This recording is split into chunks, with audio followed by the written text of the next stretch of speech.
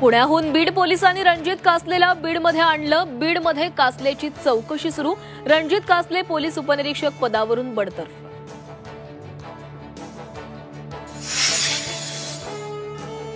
विकसित महाराष्ट्र 2047 साठी सल्लागार समिती गठीत. मुख्यमंत्र्यांच्या अध्यक्षतेखाली सल्लागार समिती. दोन्ही उपमुख्यमंत्र्यांचाही समितीत समावेश.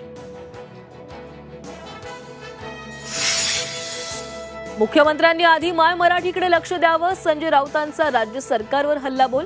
तर मोदी शहांना इंग्रजी येत नाही म्हणून हिंदीची सक्ती आमच्यावर करू नका, राऊतांचं वक्तव्य.